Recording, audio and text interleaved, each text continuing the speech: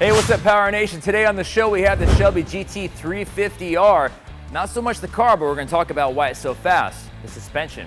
Also, truck sales are through the roof. We'll tell you why, and it's Fast Fails Friday. So you better buckle up and hold on tight. This is PowerNation Daily, where we keep you up to speed with the latest in automotive news. My name's Gannon. You better find me on Twitter and hit me up on YouTube. The show starts right now.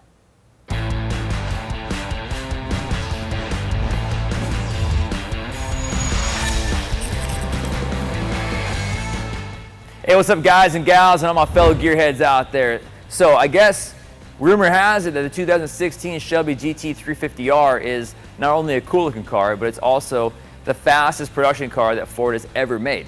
And they're claiming it. That's what they're saying. And they got good reason to.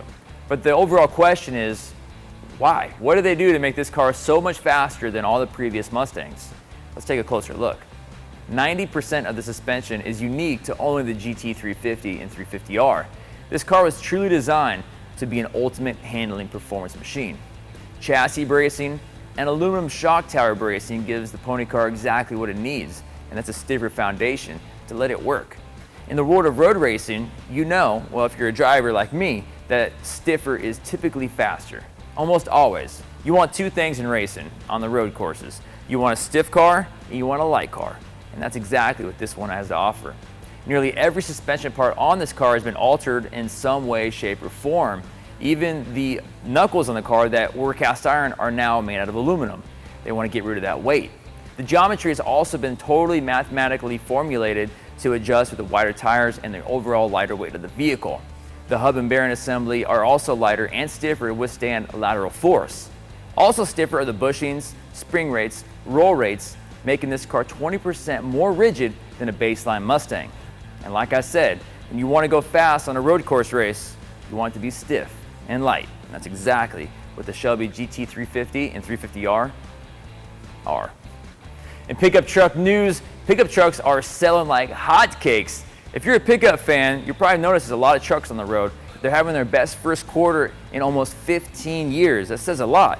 A lot has to do with the gas mileage, and a lot has to do with people just love their trucks in America. They're on pace collectively to sell 17 million vehicles by the end of the year. High sales have a lot to do, like I said, with gas mileage, and people love their trucks, but I mean, come on. Why would you want a car when you have a truck? Let's be honest. Ford still holds the edge as far as leading the pack, but Chevrolet is catching up. They're doing pretty well. They've grown 14% over this time last year, and they're quickly catching ground on the blue oval trucks. Okay, y'all, you know what time it is, right? That's right, you know, because that's what you wait for all week. It's your Fast Fails Friday. All right, maybe I'm being a little crazy with it, but let's get this show started. All right, coming in at number 5 is a jet ski, a guy and a girl. You know how it is, the guy, we're always trying to impress the girl, trying to scare him, trying to knock him off. Well, that's fine, but this guy takes it to a whole different level. He's cruising, yeah, he's like, babe, check this out, I'm gonna scare you, go real fast. But flying into a bunch of trees, I'm afraid that's a little past the point of scaring somebody. I understand if she's a little mad at you and doesn't talk to you for a week or ever. Still kind of funny.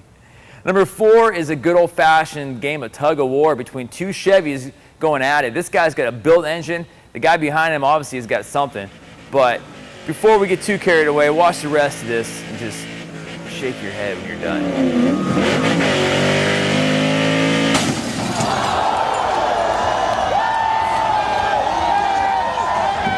Told you. There wasn't anything left of that motor. He isn't going to rebuild it because the block's got a hole about this big in it. Coming at number 3 is a drift fail. The guy's in a parking lot, you know, going to go drifting. He's in a parking lot. Should be safe, right? Well, wrong. Pulls the brake, smacks the pole. Terrible. Coming at number 2 is a Corvette fail of all time. This was almost number 1. I liked it so much. It's not so much what happens, it's the guy's attitude and how stoked he was to show off in front of his friends. Take a look. What I'm about to do is roast out the back of the tires of our 2007 Z06 Corvette. It's going to be quite a smoky show. 8,000 mile first set. Gotta go. We're going to say goodbye to him, Jeff. Hope your footage is well. Let's see it. Let's see it.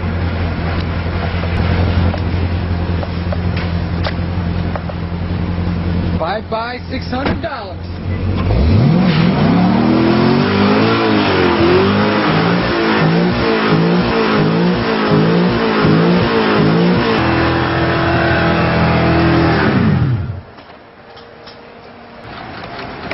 That was test one. That was not the tires. I'm burning $600 in rubber. No, you're burning $600 in clutch, bro. And coming at number one is hands down the craziest fast fail we've seen in a while. This guy, his name is Ken Carter, and he's a stunt guy, okay? He wants to jump his Lincoln that's powered by a jet engine over a river from Canada to America. But get this, he wants to jump it 1 mile, 5,280 feet. But due to a lack of money, and let's be honest, he was probably just scared. He'll never admit it. They put another guy in the car. His name was Ken Power. They did it behind his back. I love how they got somebody with the same name. Hey, this Ken will do. He's stupid. Well, get this. To make the jump happen, they calculated that he needed to be going 270 miles per hour. Well, I guess Ken Power, when he took off, he said that it was pretty bumpy and he could only get his foot on the pedal to get up to 180 miles per hour. Well, this is what happens when you jump a Lincoln Continental doing 180 miles an hour. Take it away. He hits a jump. His wings pop off and his parachute comes up prematurely and the dude crashes in the river. He jumped 406 feet. I'm sorry, 506 feet. Ooh, my bad. He was only 4,500 feet short of where he was supposed to be. That's pretty bad. If my math's wrong, I don't care because I'm looking at the story right now. Nonetheless, the guy broke his back, broke some spleens, some collarbones, and all kinds of other stuff. He did live, but he never jumped the river. That was probably the stupidest idea I've ever seen. But thanks for hanging out with us here on PowerNation Daily. If you have any ideas, you want to see some stuff on PND, let me know. Hit me up on Twitter. And also be sure to subscribe to us on YouTube. Get connected. Hit that button right there. Subscribe, subscribe, subscribe. And while you're doing that, we'll show you behind the scenes of what's coming up next. Also on PowerNation on TV, tune in this weekend on CBS Sports on Saturday at 8 a.m. and on Spike at 9 a.m. Thanks again for hanging out with us, everybody. My name is Gannon Pritchard. You can call me either or. Both names, one name. It's all good. Had a great time this week, and we'll see you all on Monday. See ya.